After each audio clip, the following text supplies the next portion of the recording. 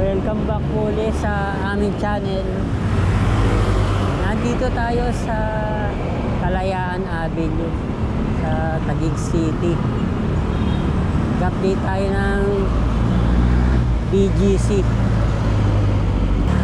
Kita ko muna yung center island ng Kalayaan Avenue.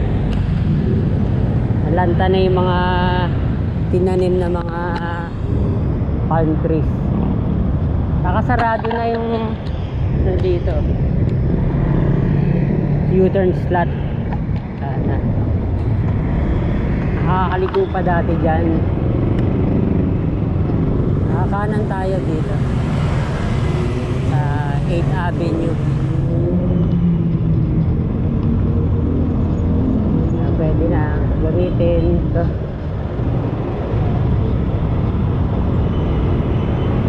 Sana hindi pwede yan. Hindi pwede magdire-diretso. Ngayon pwede na BGC Ortigas Bridge. Ginagawa sa ilalim.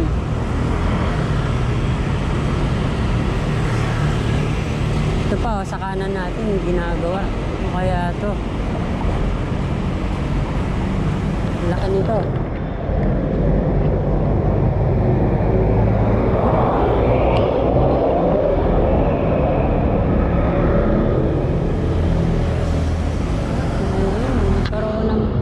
Pader.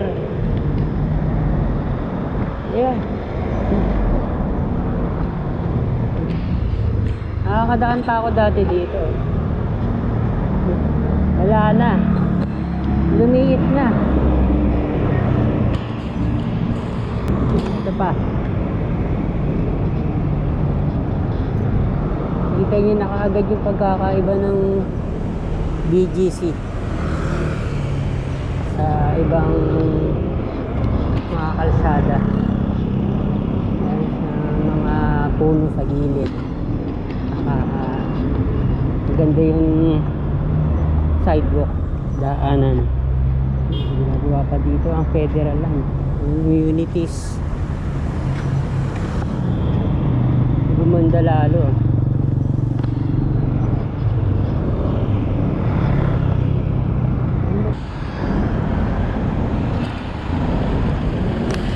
Matapos na.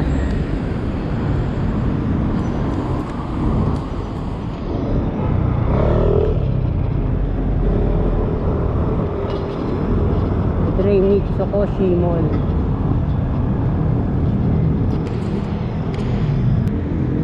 Karoon na isa pang plaza doon. Merong rebulto ni Andres Bonifacio. Nakasakay din sa kabayo. Na.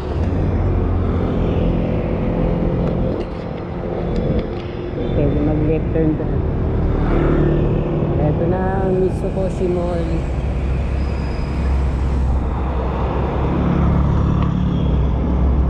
At ang Uptown Palacio. Yun. Ground floor yan, Landers.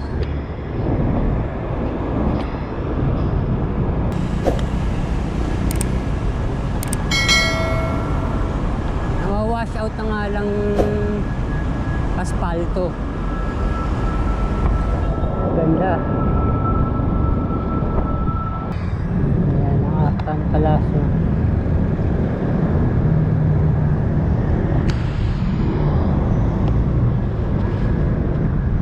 Dito ang Mitsukoshi Mall.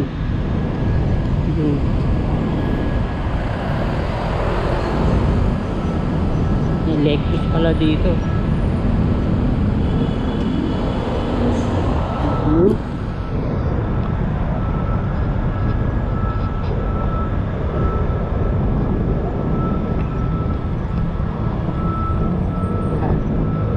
Pwedeng gawin ganito yung Quirino Avenue at Araneta Avenue.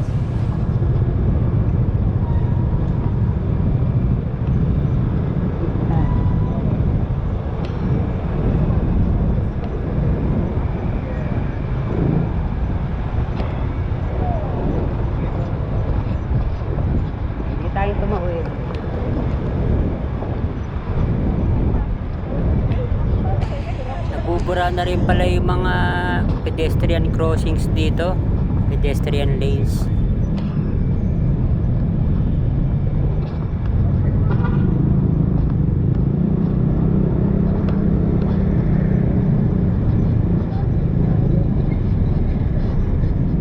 Puntahan natin Uptown Mall. Meron natin condominiums, one Uptown residence.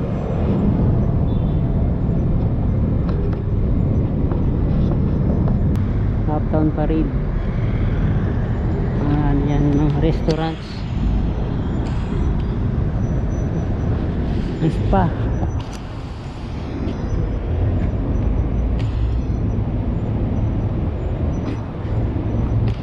Ang dami mga ano dito, bike rack.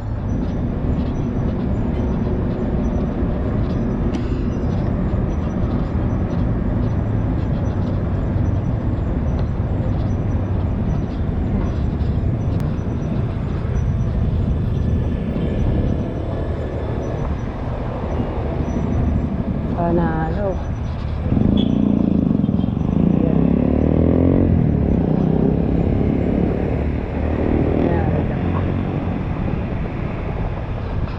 At ang kanto mayroong mga ramp. Dali makasampay yung mga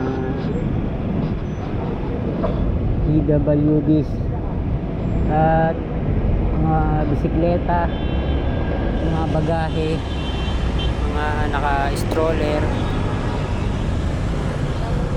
Katabi lang Uptown Parade at Uptown Mall.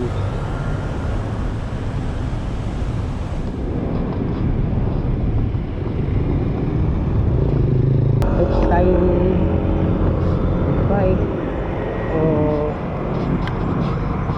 maglakad. Sana all.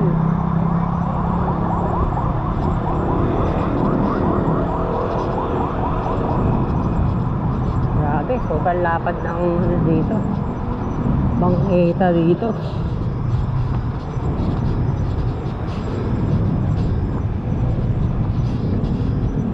Para ka nasa Singapore.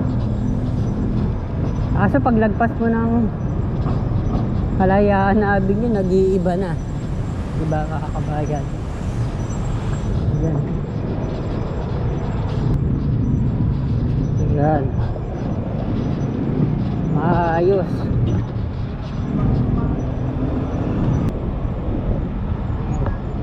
Mga bollard.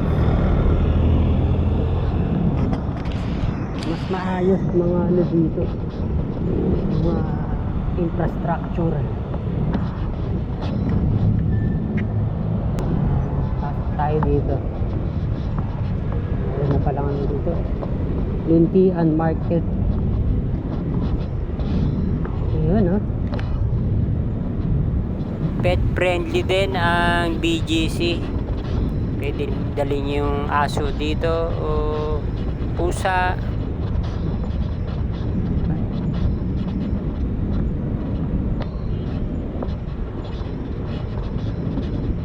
Ito, halaman.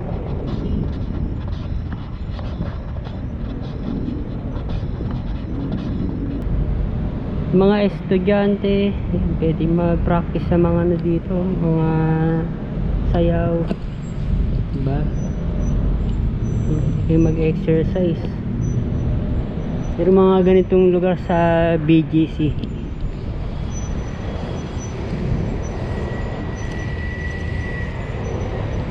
Balik tayo ng 8th Avenue. Ito naman ang Grand Hyatt. Lapit lang sa Mitsukoshi Mall.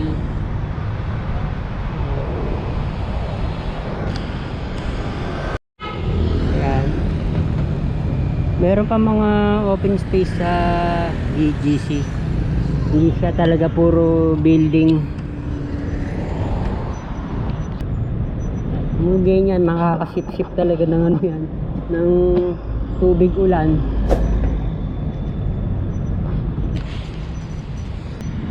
Hindi mga ano dito, mga kanto. Pero mga bollards. Protection sa mga pedestrians. Diba? Meron na namang isang plaza.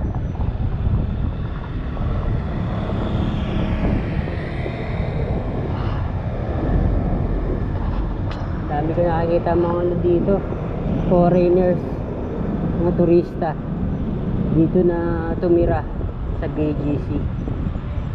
Mga alfresco,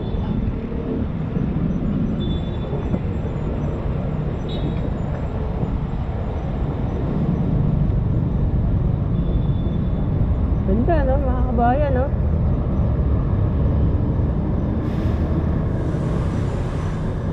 Yung BGC talaga pinaka well landscape.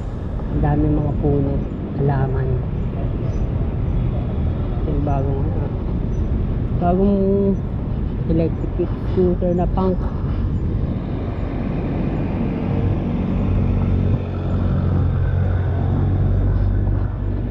Ito may mga bakal ito sa likod ng Uptown Mall. Sana wag nang lagyan ng building para mas maganda, diba? Pangit naman yung tabi-tabi ng building. Ang dami, ganda. Pati mga eskinita dito maayos.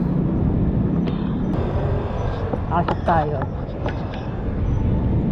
Eskinita lang to sana sa BGC.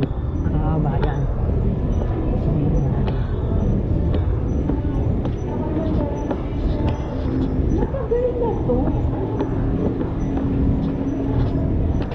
Pwedeng gawin ng ano to ng mga local governments.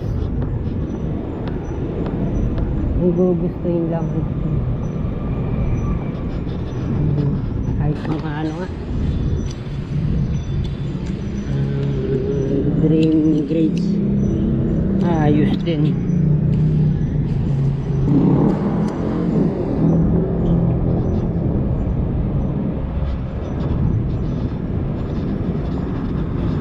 Pinaka-modern na city Pilipinas. Meron nga pala ano dito no, dalawang gagawing istasyon ng Metro Manila Subway.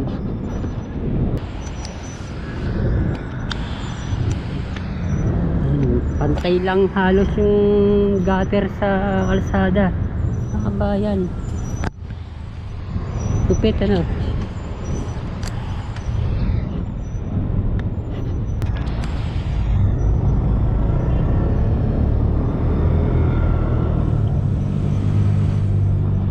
Bollards ng mga fire hydrants, mga sign ng bikes at electric scooter. Daming mga bike lane dito sa BGC. Bagong ano lang to, bagong tanim lang to mga puno dito.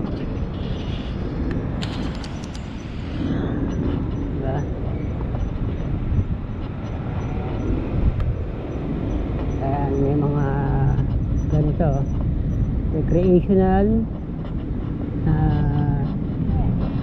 spots dito, recreational facilities para sa football,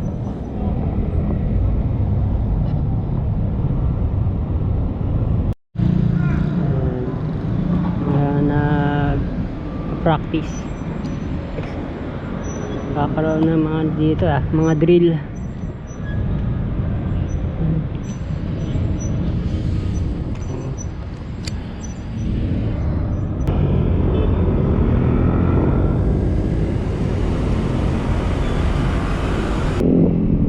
Center Island, mababa lang mga kabayan.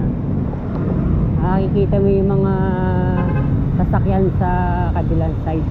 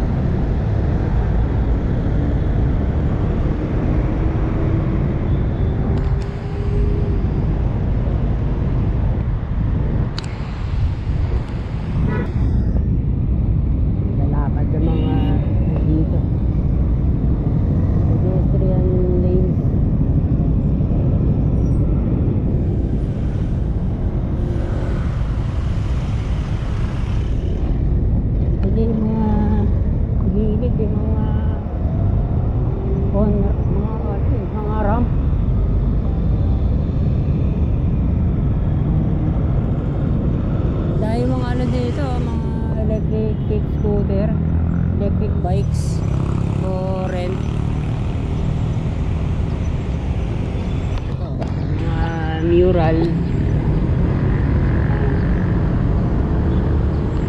Hindi yan graffiti, mural, bayan.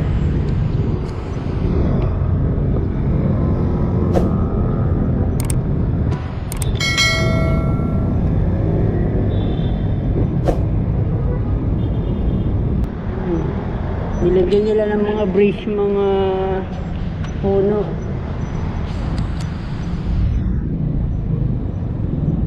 Dito sa 5th Avenue yung giant na LED. Ayan. Food Panda. Grabe.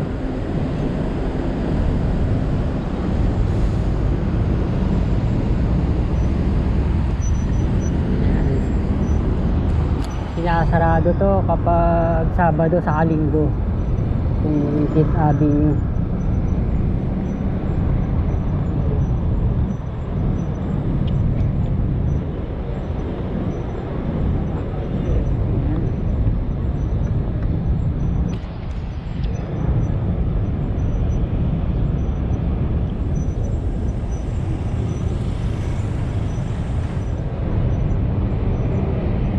Dahil mga ano dito, foreigners dito.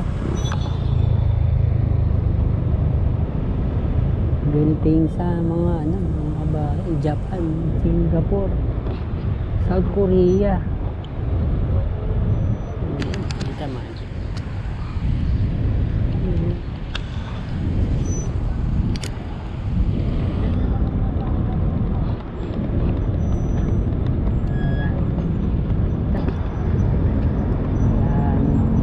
Bonifacio High Street.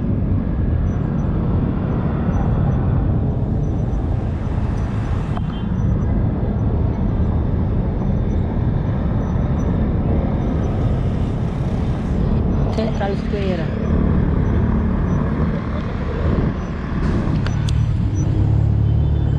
Yan.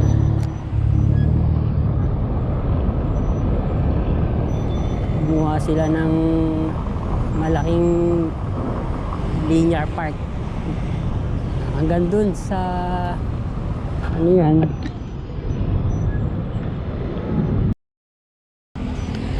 ganda mga kabayan, no?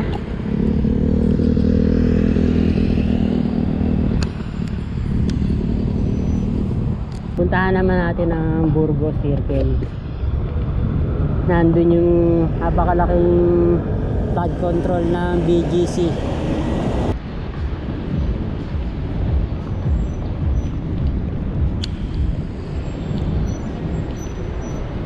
Mga ano nga pala dito, no? Mga galampusa pwedeng kapakainin. Nag-part na siya ng, ano, ng BGC. Ito na ang Mind Museum. Pagkalagpas niya ng Burgos Circle, SM Aura.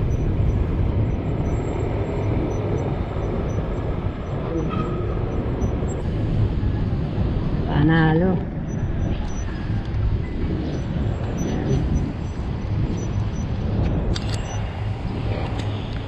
Tara, puntahan na natin ang Burgos Circle. May mga puno.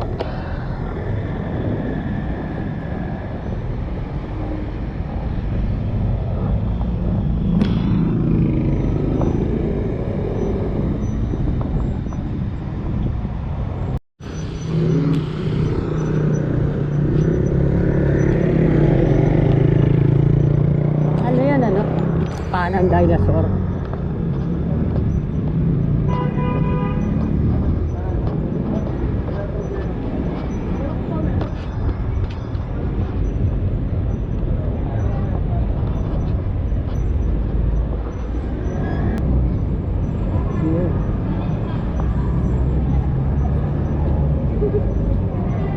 Ayun, kaya hindi binabaha ang BGC. Andun flood control.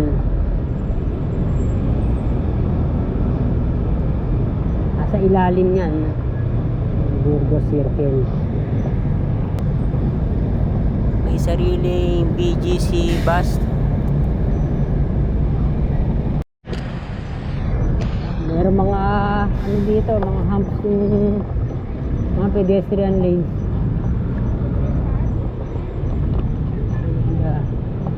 Ano dito, mga restaurants kung mga nasa gilid.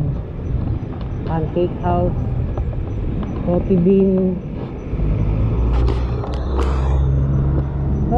and Philip. Nandito. Ayan, sa ilalim nito mga kabayan. Gumawa ang BGC ng 5-story na water impounding system na kumukolekta ng mga tubig at pinakakawalan sa Manila Bay para hindi magbaha. Ayan ang Burgos Circle.